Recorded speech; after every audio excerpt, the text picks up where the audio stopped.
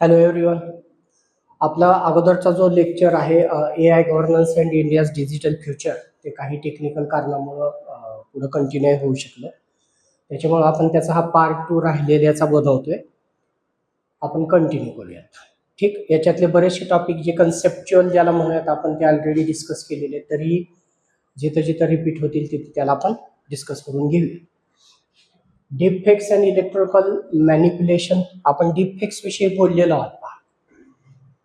एआयच्या मदतीनं निर्माण केलेल्या अशा हुबेहूब दिसणाऱ्या अशा काही डुप्लिकेट गोष्टी, जसे की व्हिडिओज असतील, इमेजेस असतील, ऑडिओज असतील, त्याला डीपफेक म्हणतोय. आणि आपण मागे एक सेंटेन्स वापरलं की is making of a deepfake is the death of the truth.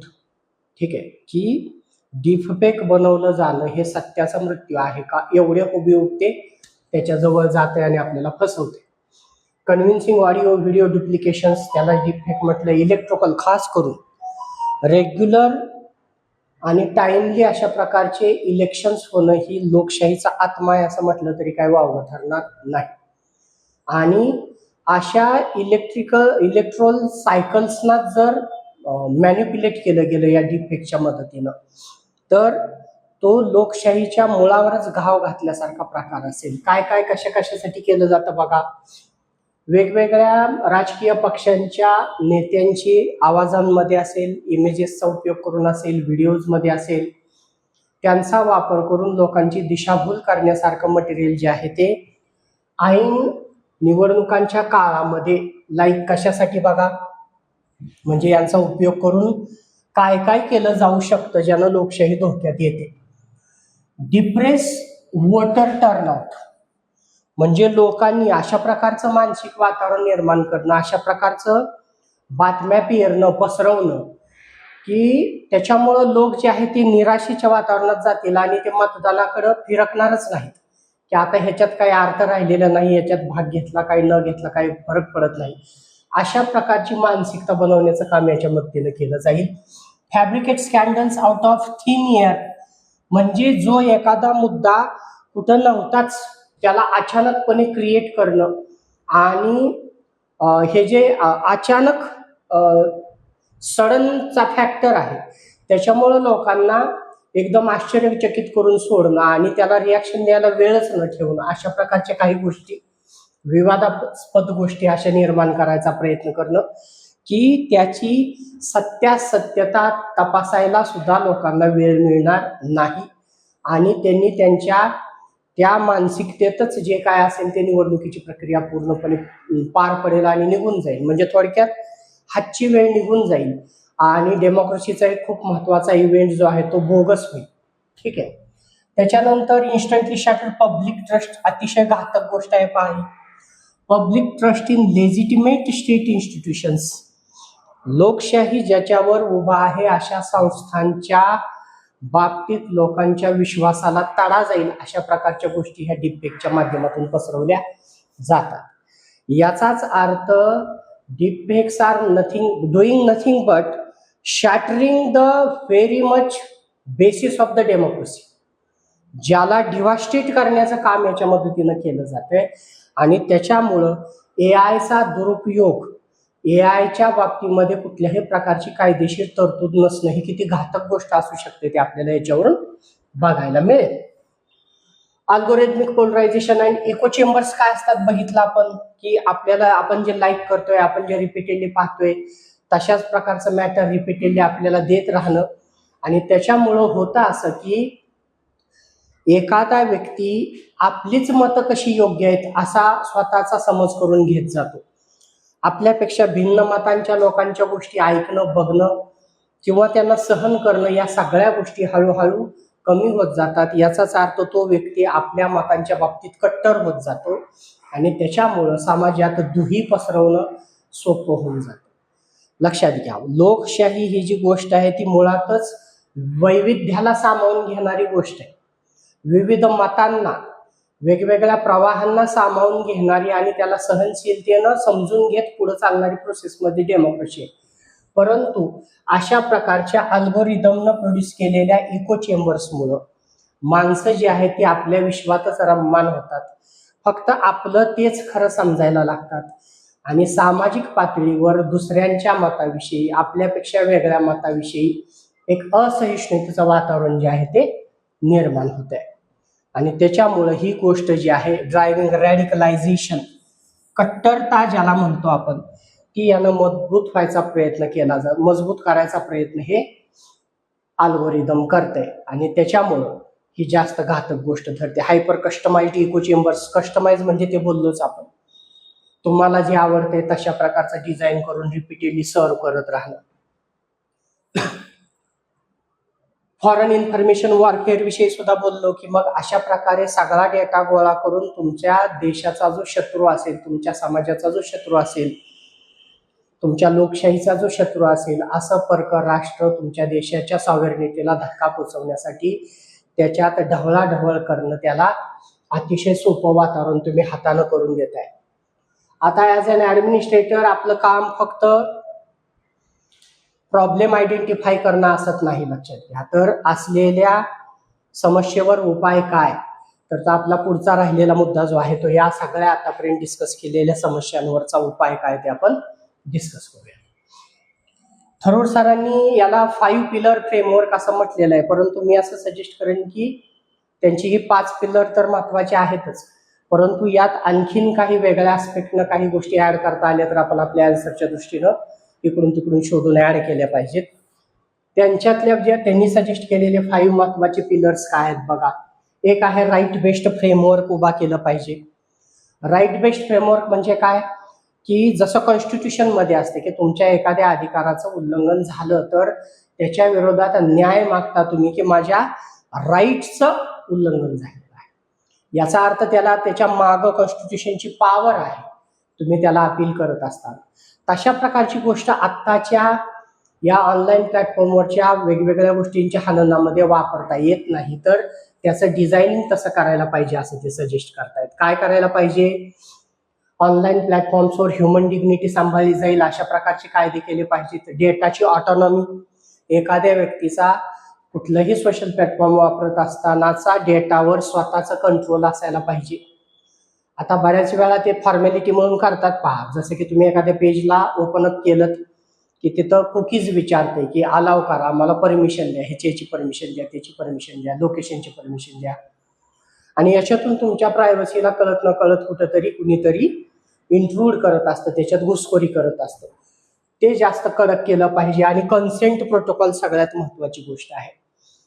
तुमचा कुठल्याही प्रकारचा डेटा तुमच्या कन्सेंट शिवाय, तुमच्या संमतीशिवाय वापरता येणार नाही, अदरवाईज ते तुमच्या राईटचं उल्लंघन समजलं जाईल. अशा प्रकारची कायद्यातली तरतूद करायला पाहिजे. दुसरी गोष्ट आहे प्लॅटफॉर्मची अकाउंटेबिलिटी. कुठलंही प्लॅटफॉर्म असू द्या, जसं की फेसबुक आहे, इन्स्टा आहे, यूट्यूब आहे, किंवा दुसरं कुठलंही तुम्ही वापरत असाल, इनफॅक्ट गुगलच वापरत असाल समजा, तर ते वापरत असताना त्यांचीही काहीतरी जबाबदारी पाहिजे की तुमच्या सेफ्टीशी रिलेटेड काही गोष्टी त्यांनी ऑलरेडी करून ठेवलेल्या असल्या पाहिजेत. आणि जर त्यांच्या सेफ्टीतल्या त्यांचा प्लॅटफॉर्म वापरताना त्यांच्या ऑल ओव्हर सिस्टीम मधल्या काही लूपहोल्समुळे तुमचं नुकसान झालं तर त्याला ते जबाबदार धरले गेले पाहिजेत. अशा प्रकारचं एक सजेशन दुसरं आहे.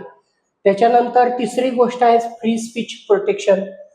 म्हणजे तुम्ही प्लॅटफॉर्मला त्याच्या मेकॅनिझमला रेग्युलेट करणारा कायदा करा, ना की त्या प्लॅटफॉर्मवर व्यक्त होणाऱ्या व्यक्तींवर कारवाई करण्याचा जास्त प्रयत्न. म्हणजे तुमचा कल जो आहे त्या प्लॅटफॉर्मवर येऊन, जसं की समजा आपण मागेही बोललो की एखाद्या व्यक्तीने एखादं भाषण युट्यूबवर अपलोड केलंय, परंतु त्या भाषणामध्ये कुठेतरी हेटचा अँगल असल्यामुळं तुमचा अल्गोरिदमच त्याला जास्त स्प्रेड करायला मदत करतो.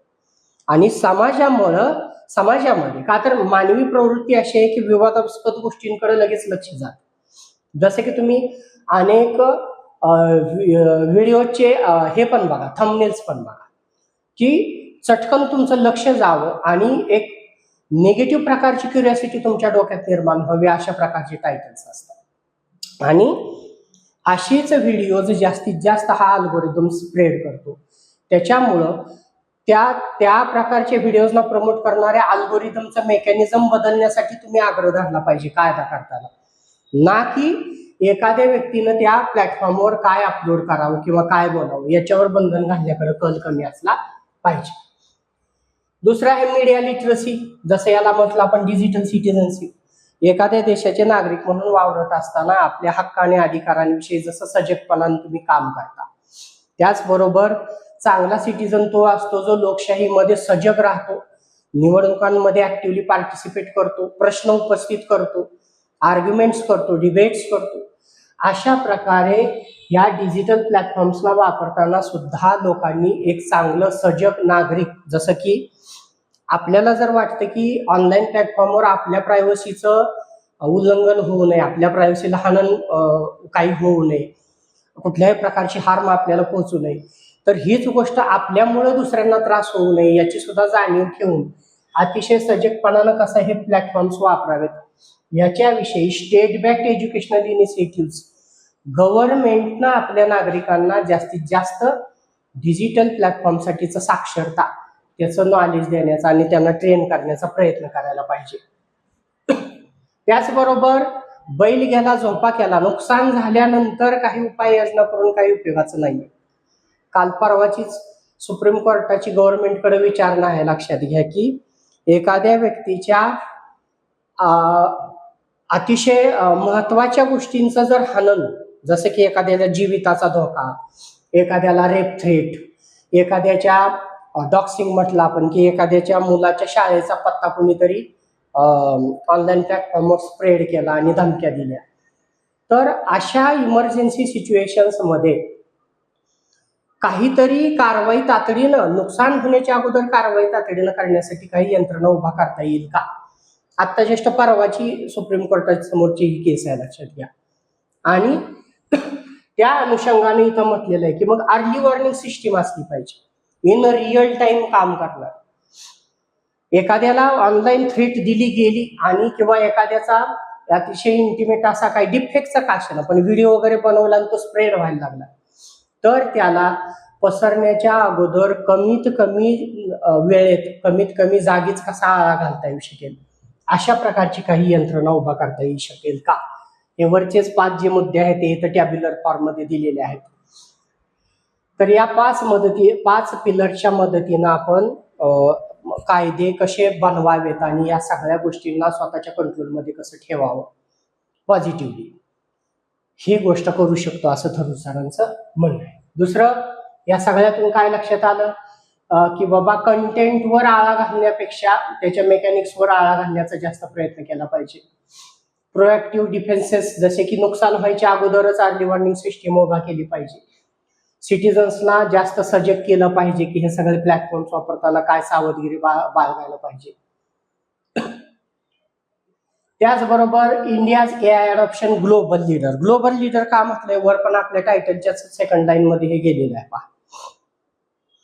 याचं कारण आहे जगभरात एकतर आपली लोकसंख्या एवढी प्रचंड आहे आणि जगभरामध्ये एआयचा वेगवेगळ्या फील्ड्समध्ये, कुठं कुठं हेल्थ केअरमध्ये, फायनान्समध्ये, ॲग्रिकल्चर, लॉजिस्टिक, अशा वेगवेगळ्या गोष्टींमध्ये उपयोग करणारा प्रचंड मोठा ऍक्टिव्ह पॉप्युलेशनचा स्टेटा भारतामध्ये आहे. इव्हन जागतिक सरासरीपेक्षा जास्त एआयचं इम्प्लिमेंटेशन जे आहे ते भारतीय लोकसंख्या करताना आढळते. त्याची काही आकडेवारी महत्वाची गोष्ट आहे, लक्षात घ्या. कारण आकडेवारी आपल्या उत्तराला एक वेट देते. म्हणजे आपल्या उत्तर दमदार असण्याचं एक लक्षण काय आहे, तर जिथं जिथं गरजेचं असेल तिथं तिथं ऑथेंटिक आकडेवारी आपल्या उत्तरात असली पाहिजे. त्या अनुषंगाने हे महत्वाचं आहे.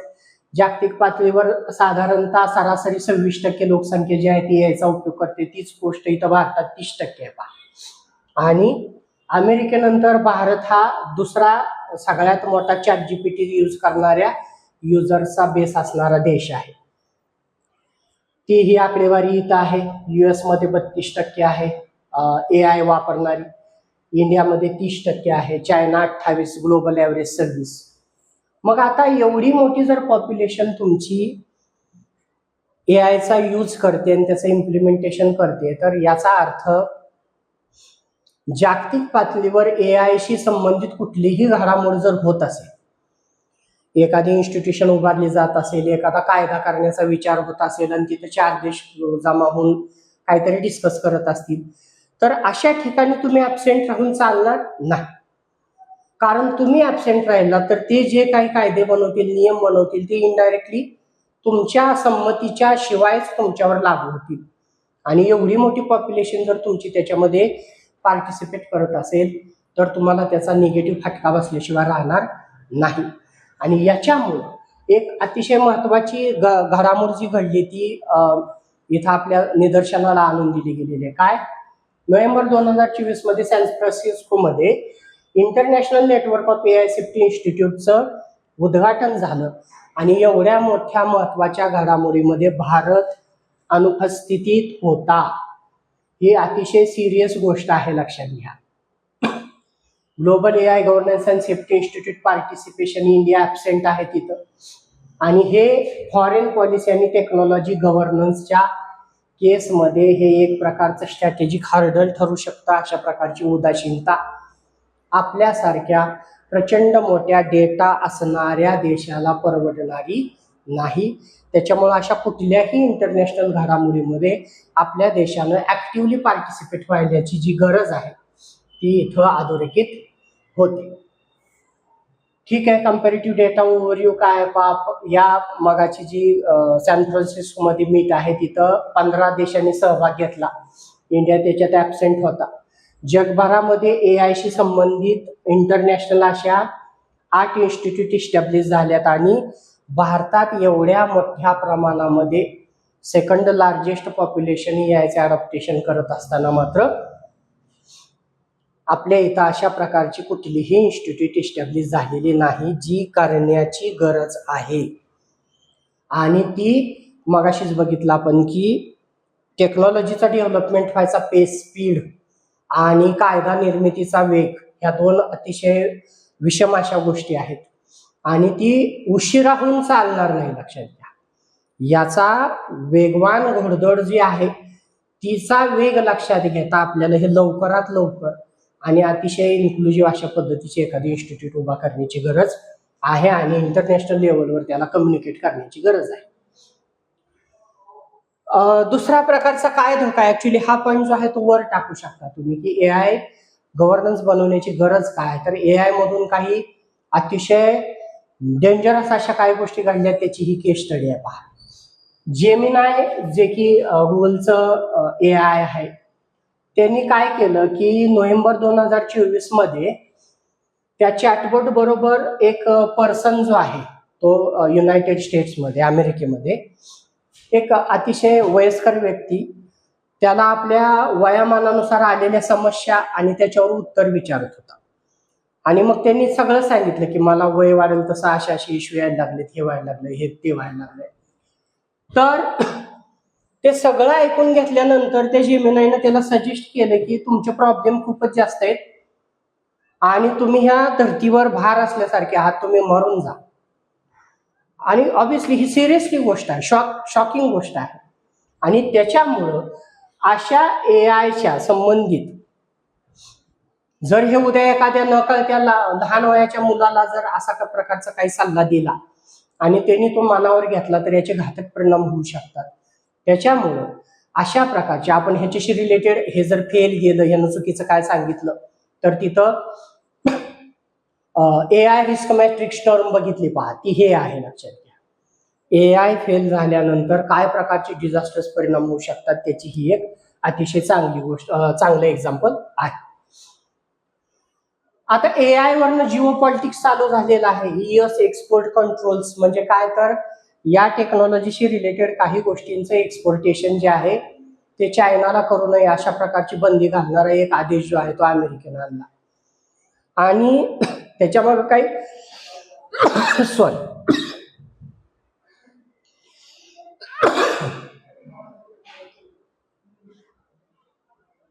ओके, त्याच्यामागं काही जिओ पॉलिटिक्स आहे की चायनाची घोडदौड रोखून ठेवणं, चायनाला चेक देणं वगैरे अशा गोष्टी असू शकतात. परंतु जी गोष्ट आज US चायना बरोबर करते ती उद्या आपल्या बरोबर होणार नाही याची कुठलीही गॅरंटी नाही. त्यामुळे आपण वेळीच सावध होणं गरजेचं आहे. The potential to reshape the global technology landscape, disrupting international scientific collaboration, अशा प्रकारच्या पावलांमुळं आंतरराष्ट्रीय पातळीवर ज्या वेगवेगळ्या देशात ह्या टेक्नॉलॉजी आणि इनोव्हेशनशी रिलेटेड कोलॅबोरेशन सहकार्य चालू आहे त्याच्यात अडथळा निर्माण होऊ शकतो. Altering the dynamics of innovation, हे सगळं डिस्टर्ब होऊ शकतं. तर इंडिया आज नॉन चायना कंट्री आहे, म्हणजेच चायना सोडून आज चायनावर जी वेळ आली ती उद्या इंडियावर येणारच नाही असं म्हणता येऊ शकत नाही. India's digital public infrastructure advantage काय आहे पहा, म्हणजे AI सारख्या गोष्टीला हँडल करण्याची कॅपॅबिलिटी आपल्याकडं आहे. याचे 2 एक्झाम्पल आपल्याकडे आहेत. आज आपण अशी फॅसिलिटी खूपच कमी मध्ये एक बाहेरून भारतात फिरायला आलेल्या एका पर्यटकानं फेसबुक पोस्ट टाकली होती पहा, की भारतातली जी पेमेंट करण्याची सिस्टीम मधलं इझनेस आहे ते अमेझिंग आहे. म्हणजे UPI मुळे मला कुठेही कॅशची गरज लागली नाही किंवा खूपच रेअरली मला कॅश वापरावी लागली आणि मी अतिशय इझिली आणि सेफली कसं जाईल तिथं अगदी छोटे छोटे ट्रान्झॅक्शन्स माझ्या मोबाईलच्या मदतीनं करू शकलो. अशा प्रकारचं ते पॉझिटिव्ह फीडबॅक जो होता तो होता. मग अशा 2 गोष्टी आपण खूप मोठ्या प्रमाणात भारतात सक्सेसफुली राबवलेले आहेत. एक आहे आधार IDचं इम्प्लिमेंटेशन आणि दुसरं आहे UPI ट्रान्झॅक्शनचं इम्प्लिमेंटेशन.